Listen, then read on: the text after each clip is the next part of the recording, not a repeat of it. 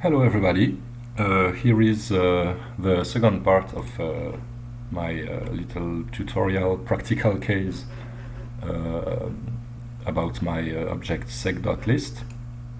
So we will begin simply to implement, to compose something. So I think a good start is creating a simple kick and a simple kick sequence. So when I think about a kick in a simple way, I would like to always have the more or less the same sound. It's of course it's a mono sound, so I don't really need to care too much about having many values. So I can really reuse somewhat the sequence I showed you before. I mean in the last video, but I will simply put ones as I don't really need to change the values. Let's try to do something maybe with some variation and not just half times. And yes, just I will leave it as is for now. So I need to do something with these ones. So I could use like a cell 1, but as I don't have any other values than ones, I don't really need the select object. I can simply put a trigger. It means whatever will come inside this inlet will output a simple bang.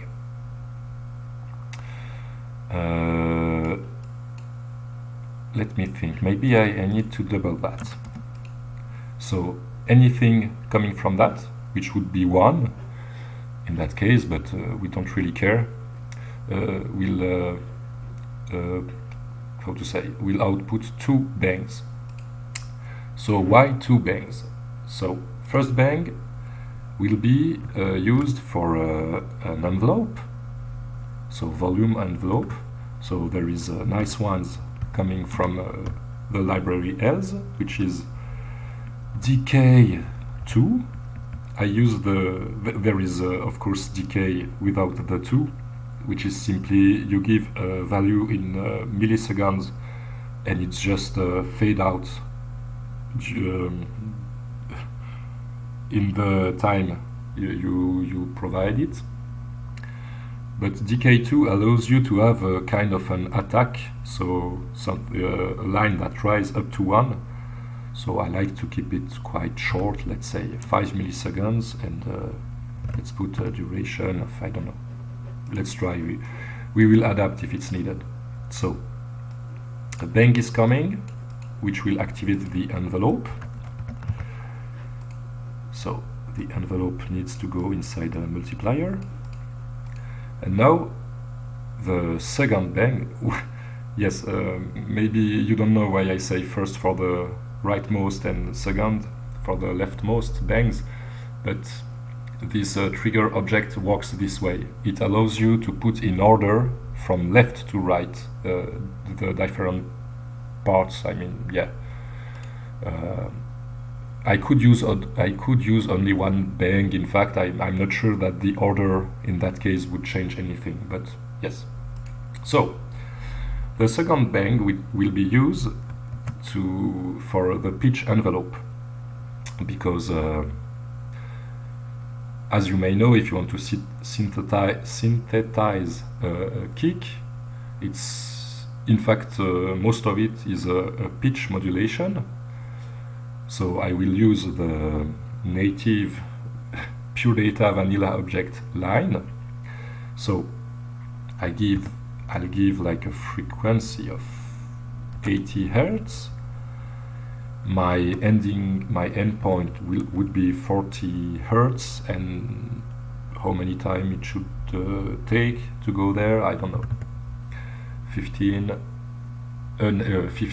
milliseconds, let's say. So this with a comma means jump to this value, and then when you provide two numbers, it will say, okay, the target is that, and this is the time in milliseconds it will take to reach that from the last point, which is defined here. So, sorry, line. So simply to show,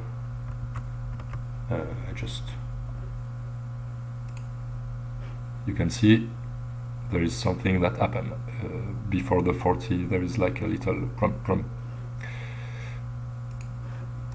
So now I would put those hertz value into an oscillator. I think I will simply use the basic oscillators, which is a sine wave, and then this goes to the volume modifier, and I can send it to the output. So this output comes also from the library else, and I think it's really neat. So let us hear what this will do.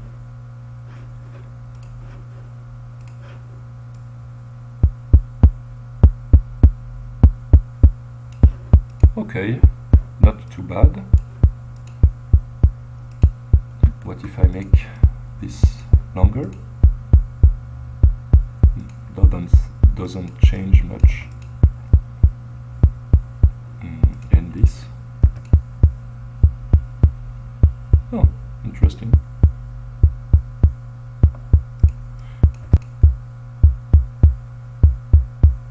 Okay, there is a bit too many.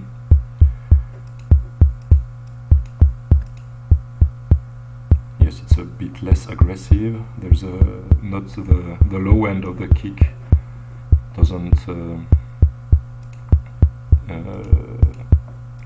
has not such a long duration that you can hear the note. Maybe I can increase a bit the attack.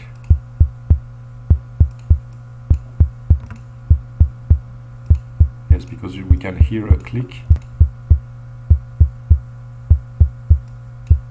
Okay, there is still a click.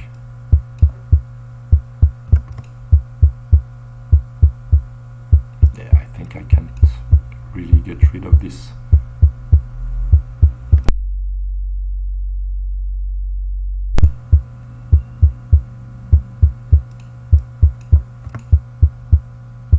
Okay, not too bad.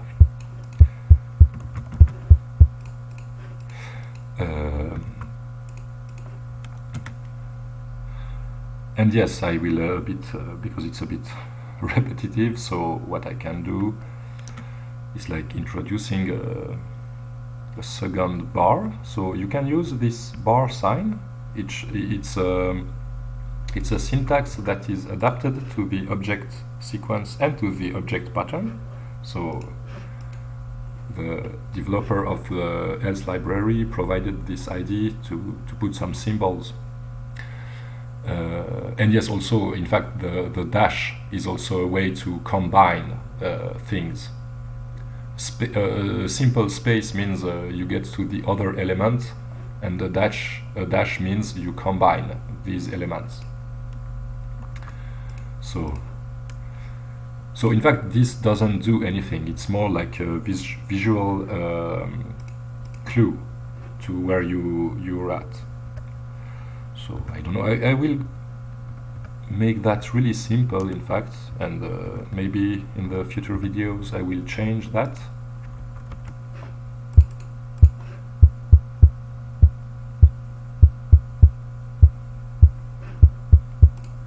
Yes, that's not too bad. So yes, here is a simple example for a kick. Then we'll put a snare and yes, a bass line and some chords, and yes, it won't be a complete piece and a complete work of art. It's more it has more a demonstrative purpose. So anyway, thanks for watching and see you for the next video.